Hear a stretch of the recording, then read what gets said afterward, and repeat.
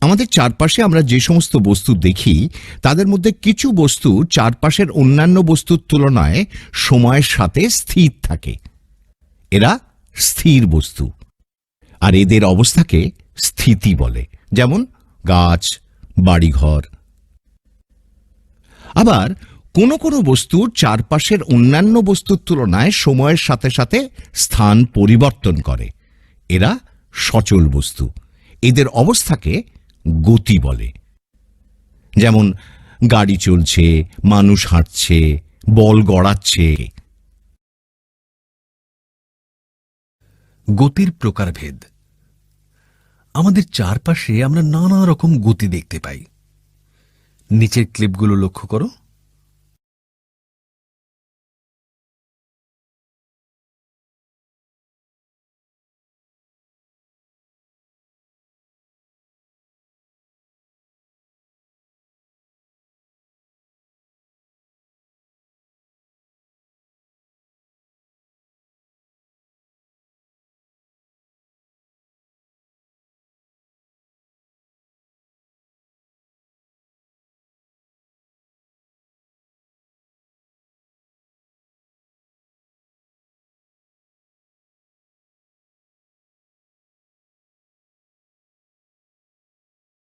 বৃত্তাকার গতি,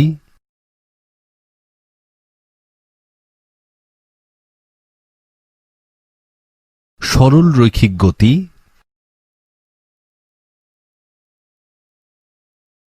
ঘূর্ণন গতি,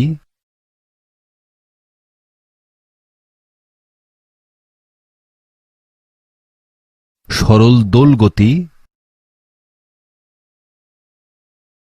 বক্রাকার গতি।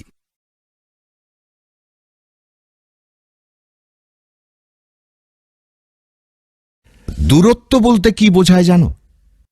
দূরত্ব হলো গতিশীল বস্তু যতটা পথ যায়। তার মানে ওই বস্তুর প্রথম অবস্থান ও শেষের অবস্থানের মাঝখানের পথটুকুই দূরত্ব। যেমন একজন শুরু করলো এ জায়গা থেকে, বি এবং সি অবস্থান হয়ে শেষ করলো ডিতে।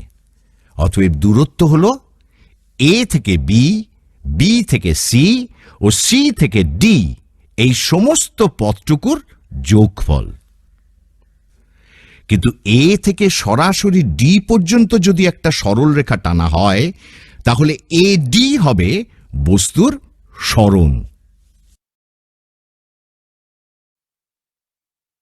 দূরত্ব যতই হোক, কোনো বস্তুর প্রাথমিক ও শেষ অবস্থান মিশে গেলে তার সরণ হয় শূন্য। সরণ ও দূরত্বের একক হল সিজিএস পদ্ধতিতে সেন্টিমিটার আর এমকেএস পদ্ধতিতে মিটার।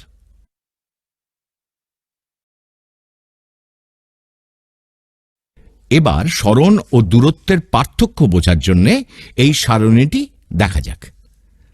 সরণ, সরণের নির্দিষ্ট মান ও দিক আছে, সুতরাং এটি ভেক্টর রাশি। আর দূরত্ব, দূরত্বের মান আছে কিন্তু দিক নেই, সুতরাং এটি স্কেলার রাশি। সরণের প্রথম ও শেষ বিন্দু যোগ করা সরল রেখাই হল সরণের পরিমাপ, আর প্রথম থেকে শেষ পর্যন্ত যাওয়ার মোট পথের পরিমাণ হল দূরত্ব। গতির সমীকরণের লেখচিত্র। এবার আমরা বেগের কয়েকটি সমীকরণ নিয়ে আলোচনা শুরু করব ও লেখচিত্রের মাধ্যমে প্রকাশ করব।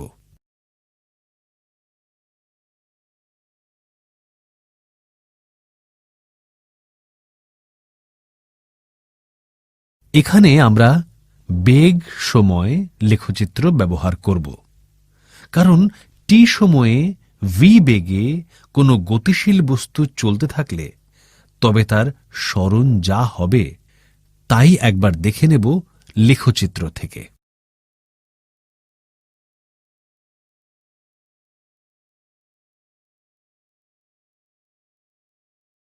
V is equal to you plus A T. এই সমীকরণটিকে লক্ষ্য করো। সমীকরণটিতে প্রাথমিক বেগ ইউকে দেখতে পাচ্ছ তোমরা, অর্থাৎ গতিশীল বস্তুটি শুরুর দিকে কিছুটা বেগ প্রাপ্ত হয়েছিল। s equal to U T plus 1/2 A T square. এই সমীকরণটিতে একটি কণার বেগ সময় লেখচিত্র BC কে চিত্রে দেখানো হয়েছে। কণাটির প্রাথমিক বেগ ইউ। কণাটি সমতরণ, এতে গতিশীল। টি সময় পরে কণাটির বেগ হয় v equal to you plus A T. OB equal to U, সময় ON equal to T. T সময় পরে বেগ v equal to CN equal to you plus A T. T সময়ে কণাটির সরণ ইকুয়াল টু OBCN ট্রাপিজিয়ামের ক্ষেত্রফলের সমান। সরণ S equal to 1/2 OB plus NC into ON। S equal to UT plus 1/2 A T square. সুতরাং লেখচিত্র থেকে S equal to UT plus 1/2 A T square সমীকরণটি প্রতিষ্ঠিত হল। V square is equal to you square plus 2as। এই সমীকরণটিতে একটি কণার বেগ সময় লেখচিত্র BC কে চিত্রে দেখানো হয়েছে।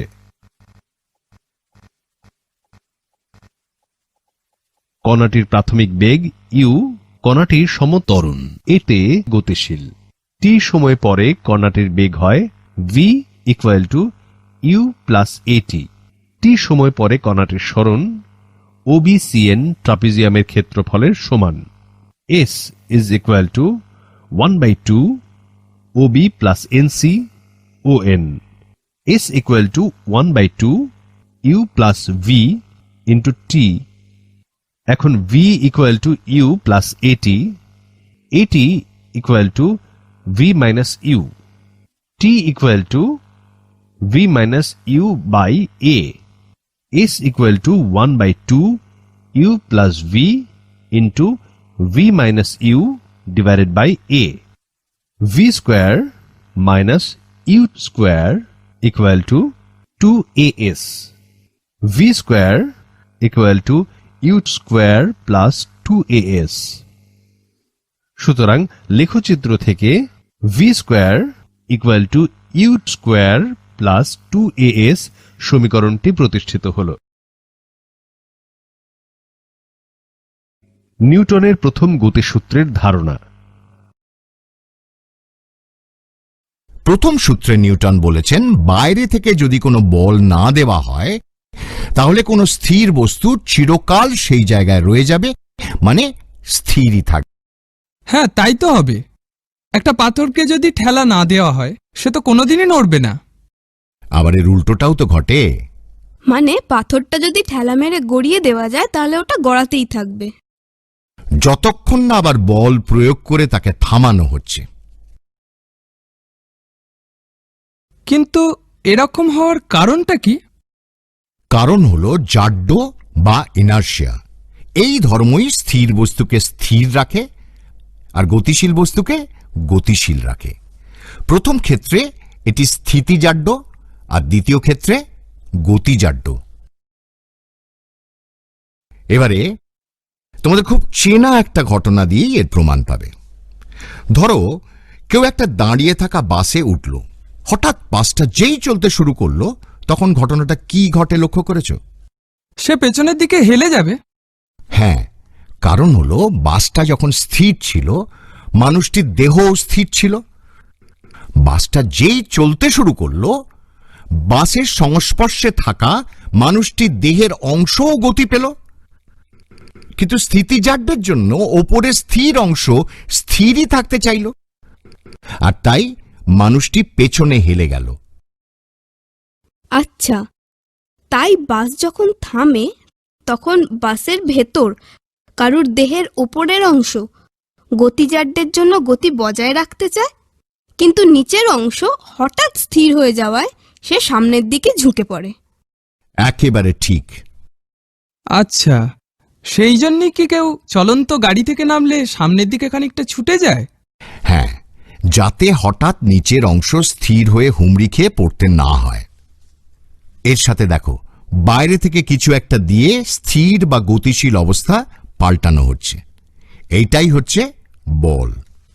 সবসময় যে অবস্থা পাল্টানো যাবে তা নয়, কিন্তু পাল্টানোর চেষ্টা করতেও বল লাগে। এখন আমরা বলের সংযোজন ও বিভাজন সম্বন্ধে জানব। আমরা তো সুইমিং পুল কিংবা কোনো পুকুরে অনেককেই সাঁতার কাটতে দেখেছি, তাই না? তাহলে এবার দেখা যাক সাঁতারু কিভাবে সাঁতার কাটতে কাটতে সামনের দিকে এগিয়ে যায়।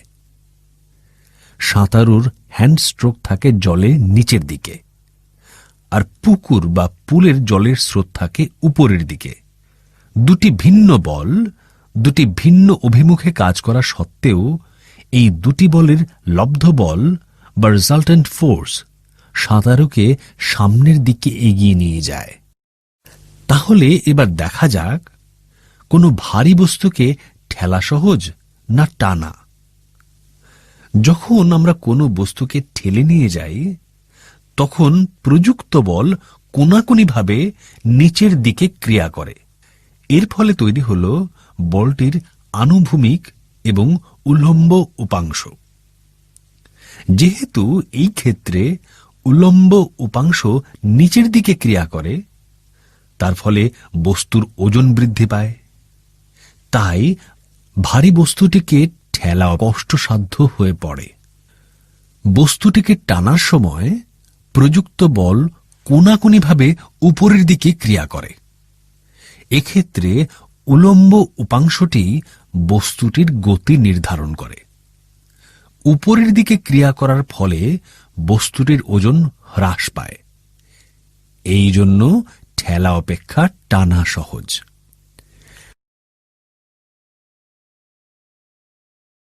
নিউটনের দ্বিতীয় গতিসূত্র। নিউটনের দ্বিতীয় গতিসূত্র অনুসারে কোনো বস্তুর ভরবেগের পরিবর্তনের হার ওই বস্তুর উপর প্রযুক্ত অপ্রতিমিত বলের সমানুপাতিক এবং প্রযুক্ত অপ্রতিমিত বল যেদিকে প্রযুক্ত হয়, বস্তুর ভরবেগের পরিবর্তনও সেই দিকে ঘটে।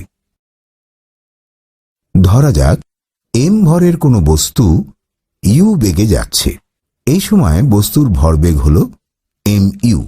এর ওপর এফ মানের অপ্রতিমিত বল টি সময় ধরে কাজ করল। এর ফলে বস্তুর বেগ বৃদ্ধি পেয়ে হল ভি এবং ভরবেগ হল এম ভি। অন্তিম ভরবেগ is equal to m v. প্রাথমিক ভরবেগ is equal to M U. সুতরাং ভরবেগের পরিবর্তন is equal to m v minus m you.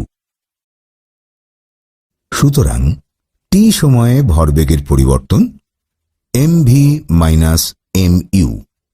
সুতরাং একক সময়ে ভরবেগের পরিবর্তন অর্থাৎ ভরবেগের পরিবর্তনের হার is equal to m v minus m u divided by t. নিউটনের দ্বিতীয় সূত্র অনুযায়ী বস্তুর উপর প্রযুক্ত অপ্রতিমিত বল এফ বস্তুর ভরবেগের পরিবর্তনের হার অর্থাৎ m v minus m u divided by t এর সমানুপাতিক। অর্থাৎ বলের মান বাড়ালে ভরবেগ বাড়বে, বলের মান কমালে ভরবেগ কমবে। এক্ষেত্রে বল বলতে বস্তুর উপর প্রযুক্ত অপ্রতিমিত বলকেই বোঝায়।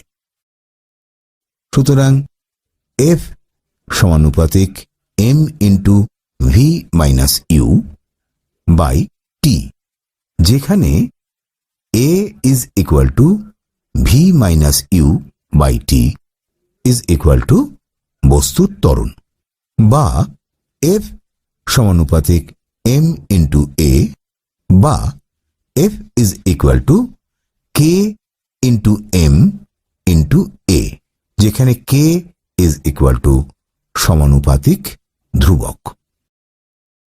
এখন যদি মনে করি একক ভরের কোনো বস্তুর উপর যে বল প্রয়োগ করলে একক ত্বরণ সৃষ্টি হয় তাকে একক বল বলে।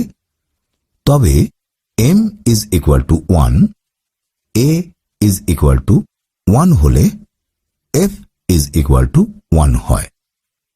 অর্থাৎ 1 নম্বর সমীকরণ থেকে পাই 1 is equal to k into 1 into 1 বা k is equal to 1। সুতরাং 1 নম্বর সমীকরণে k এর মান বসিয়ে পাই f is equal to m into a। এটি হল স্থির ভর বিশিষ্ট বস্তুর ক্ষেত্রে নিউটনের দ্বিতীয় সূত্রের গাণিতিক রূপ, অর্থাৎ বল is equal to ভর ইন্টু ত্বরণ। এই সমীকরণের সাহায্যে বলের পরিমাপ করা যায়। এই সূত্র থেকে আমরা বলতে পারি নির্দিষ্ট ভরের বস্তুর ক্ষেত্রে বস্তুর ত্বরণ বস্তুর উপর প্রযুক্ত অপ্রতিমিত বলের সমানুপাতিক। আবার নির্দিষ্ট ত্বরণযুক্ত বস্তুসমূহের ক্ষেত্রে বস্তুগুলির উপর প্রযুক্ত অপ্রতিমিত বল বস্তুগুলির নিজস্ব ভরের সমানুপাতিক। বলের একক দুই প্রকার, পরম একক ও অভিকর্ষীয় একক। বলের পরম একক বা অ্যাবসলিউট ইউনিট। এসআই পদ্ধতিতে বলের পরম একক নিউটন। 1 কিলোগ্রাম ভরের কোনো বস্তুর ওপর যে পরিমাণ বল প্রয়োগ করলে বস্তুতে 1 মিটার পার সেকেন্ড স্কোয়ার ত্বরণ সৃষ্টি হয় সেই পরিমাণ বলকে 1 নিউটন বলে। সিজিএস পদ্ধতিতে বলের পরম একক ডাইন। 1 গ্রাম ভরের কোনো বস্তুর ওপর যে পরিমাণ বল প্রয়োগ করলে বস্তুতে 1 সেন্টিমিটার পার সেকেন্ড স্কোয়ার ত্বরণ সৃষ্টি হয় সেই পরিমাণ বলকে 1 ডাইন বলে। বলের অভিকর্ষীয় একক বা গ্র্যাভিটেশনাল ইউনিট। এসআই পদ্ধতিতে বলের অভিকর্ষীয় একক কিলোগ্রাম ভার। সিজিএস পদ্ধতিতে বলের অভিকর্ষীয় একক গ্রাম ভার। রৈখিক ভরবেগ। ভর ও বেগের সমন্বয়ে কোনো গতিশীল বস্তুতে যে গতীয় ধর্মের সৃষ্টি হয় তাকে ওই বস্তুর রৈখিক ভরবেগ বলে। বস্তুর ভরবেগ p is equal to বস্তুর ভর m ইন্টু বস্তুর বেগ v বা p is equal to mv। ভরবেগের একক। এসআই পদ্ধতিতে ভরবেগের একক কিলোগ্রাম মিটার প্রতি সেকেন্ড, আর সিজিএস পদ্ধতিতে ভরবেগের একক গ্রাম সেন্টিমিটার প্রতি সেকেন্ড। পরিবর্তনশীল ভরের ক্ষেত্রে নিউটনের দ্বিতীয় গতিসূত্র। পরিবর্তনশীল ভরের ক্ষেত্রে বস্তুর ভরবেগের থেকে বস্তুর উপর প্রযুক্ত বলের ও বস্তুর গতির পরিমাপ করা যায়। একটি গতিশীল রকেটের থেকে ক্রমাগত জ্বালানির দহনের ফলে গ্যাস তীব্র বেগে নির্গত হয় ও রকেটের ভর পরিবর্তিত হতে থাকে। ভরবেগও পরিবর্তিত হয়। রকেটের উপর ক্রিয়াশীল বল রকেটের ভরবেগের পরিবর্তনের হারের সমান হয়। এই বল রকেটের গতির অভিমুখে ক্রিয়া করে।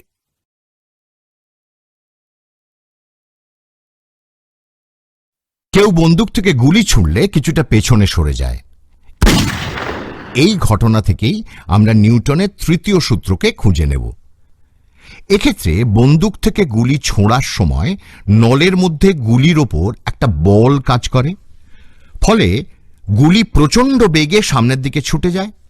সঙ্গে সঙ্গে গুলিটিও বন্দুকের ওপর সমান অথচ বিপরীতমুখী প্রতিক্রিয়া বল প্রয়োগ করে, যা বন্দুকটিকে পেছনের দিকে ধাক্কা দেয়। তার মানে প্রত্যেক ক্রিয়ার সমান ও বিপরীতমুখী প্রতিক্রিয়া আছে। ঠিক তাই। তবে ক্রিয়া এবং প্রতিক্রিয়া সব সময় দুটো আলাদা আলাদা বস্তুর ওপর, মানে আলাদা আলাদা প্রয়োগ বিন্দুর ওপর প্রযুক্ত হতে হবে। তাই তো, না হলে একই জায়গায় যদি দুটো সমান আর বিপরীতমুখী বল কাজ করে তাহলে তো কোনো পরিবর্তনই হবে না। ঠিক তাই। দেখো না, টেবিলে রাখা বইটার ওপর তুমি হাত দিয়ে চাপ দিচ্ছ, অথচ কিছুই ঘটছে না, কারণ হাত যে বিন্দুতে বল প্রয়োগ করছে বইও সেই বিন্দুতেই সমান আর বিপরীতমুখী প্রতিক্রিয়া বল দিচ্ছে। তাই পুরো ব্যাপারটাই একটা সাম্য অবস্থার মধ্যে রয়ে গেছে। জানো তো, রকেট বা জেট বিমানের কার্যনীতিও কিন্তু নিউটনের এই তৃতীয় সূত্রটির উপর নির্ভর করে আছে। রৈখিক ভরবেগ। ভর ও বেগের গুণফলকেই আমরা ভরবেগ বলে জানি। আমরা নিউটনের দ্বিতীয় গতিসূত্র থেকে ভরবেগের ধারণা পাই। ভরবেগ পি, ভর এম ইন্টু বেগ ভি। বস্তুর ভর পরিবর্তনশীল হলে নিউটনের দ্বিতীয় গতিসূত্রটিকে F is equal to m a এই রূপে প্রকাশ করা যায় না। দৈনন্দিন জীবনে এরকম অনেক উদাহরণ দেখা যায়, যেমন চলমান ওয়াগনে কয়লা ভরা। ধরা যাক ভি সমবেগে গতিশীল একটি ওয়াগনে কয়লা ভরা হচ্ছে। এক্ষেত্রে চলমান ওয়াগনটির ভরের পরিবর্তন ঘটছে। কোনো এক মুহূর্তে ওয়াগনের ভর ইজ ইকুয়াল টু এম এবং বেগ ইজ ইকুয়াল টু ভি হলে ওয়াগনটির ভরবেগ p is equal to m V.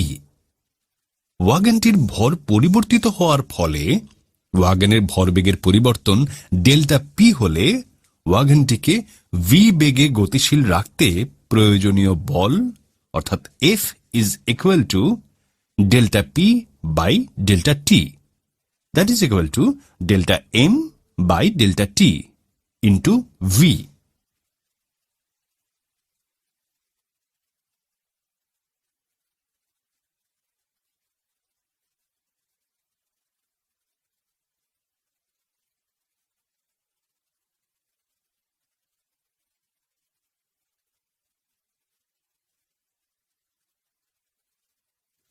যেখানে delta M by delta T হল সময়ের সাপেক্ষে বস্তুর ভর পরিবর্তনের হার।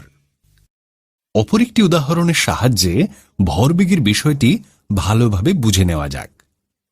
একটি ভরা ট্রাক ও খালি ট্রাক রাস্তা দিয়ে 30 কিলোমিটার প্রতি ঘন্টা বেগে চলছে। আমরা জেনেছি ভরবেগ ইজ ইকুয়াল টু ভর ইন্টু বেগ। তাহলে আমরা বলতে পারি একই বেগে চললেও ভরা ট্রাকের ভর খালি ট্রাকের ভরের চেয়ে বেশি হওয়ায় ভরা ট্রাকের ভরবেগ খালি ট্রাকের ভরবেগের চেয়ে বেশি। এবার জেনে নেব ভরবেগ সংক্রান্ত আরেকটি গুরুত্বপূর্ণ তথ্য, যাকে রৈখিক ভরবেগের সংরক্ষণ সূত্র বলা হয়। সূত্র অনুযায়ী দুই বা ততোধিক বস্তুর মধ্যে ক্রিয়া ও প্রতিক্রিয়া ছাড়া অন্য কোনো বল প্রযুক্ত না হলে বস্তুগুলির মোট রৈখিক ভরবেগ সর্বদা স্থির থাকে। যে কোনো দুটি বস্তুর সংঘাতের আগে ও পরে বস্তু দুটির সংযোগ রেখা বরাবর মোট প্রাথমিক ভরবেগ ইজ ইকুয়াল টু মোট অন্তিম ভরবেগ। রৈখিক ভরবেগের সংরক্ষণ সূত্রের গাণিতিক রূপ। ধরা যাক দুটি বস্তু এ এবং বি, যাদের ভর যথাক্রমে m1 এবং m2, বেগ যথাক্রমে u1 এবং u2, এবং এ ও বি বস্তু দুটি একটি সরল রেখা বরাবর গতিশীল। বস্তু দুটির ওপর বাইরে থেকে কোনো বল ক্রিয়া করছে না। ধরা যাক u1 is greater than u2। সুতরাং এক্ষেত্রে বস্তু দুটির মধ্যে সংঘাত হবে। ধরা যাক এ এবং বি এর সংঘাতের মুহূর্তে এ দ্বারা বি এর ওপর এফ এ বি বল এবং বি দ্বারা এর ওপর এফ বি এ বল প্রযুক্ত হয়, এবং সংঘাতের পরে এ ও বি এর বেগ হয় যথাক্রমে v1 এবং v2।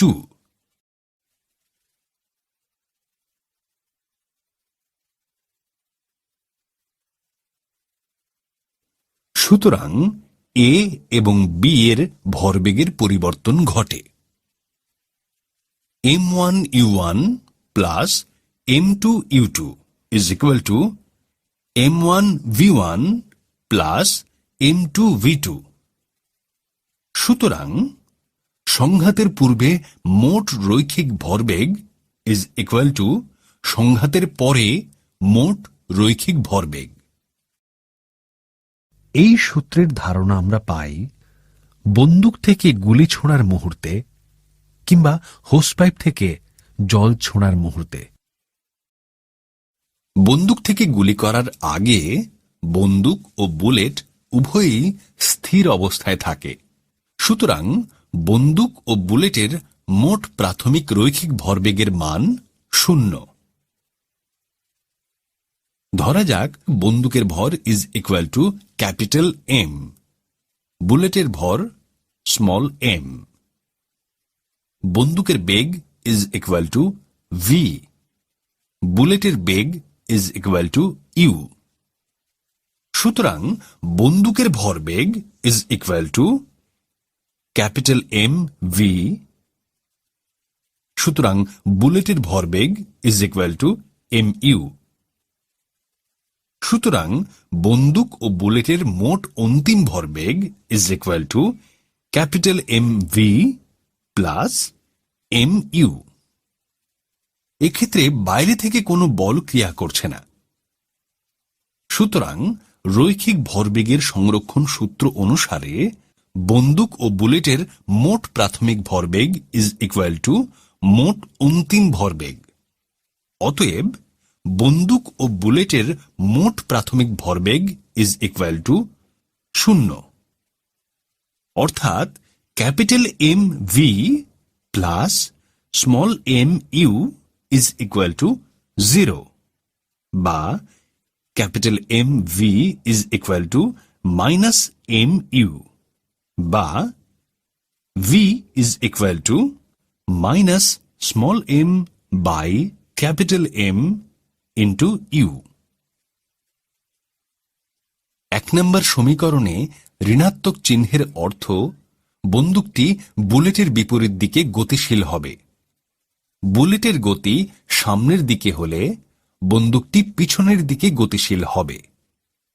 এই কারণে বন্দুক চালানোর সময় বন্দুকটি বন্দুক চালককে পিছনের দিকে ধাক্কা দেয়। দমকল কর্মীরা আগুন নেভানোর সময় জ্বলন্ত বস্তুর ওপর হোস পাইপের সাহায্যে উচ্চ বেগে জল ছেটায়। জলপ্রবাহের আগে জল এবং হোস পাইপের মোট রৈখিক ভরবেগ 0 হয়। ভরবেগের সংরক্ষণ নীতি অনুসারে জলপ্রবাহ চলাকালীনও জল ও পাইপের মোট ভরবেগ 0 থাকবে। জলের প্রবাহ সামনের দিকে হওয়ায় জলের ভরবেগ সামনের দিকে সৃষ্টি হয়। এই কারণে হোস পাইপে পিছনের দিকে উচ্চ ভরবেগ সৃষ্টি হয়, ফলে হোস পাইপটি পিছনের দিকে গতিশীল হয়। এই জন্য হোস পাইপটিকে হাতে ধরে রাখতে অসুবিধা হয়।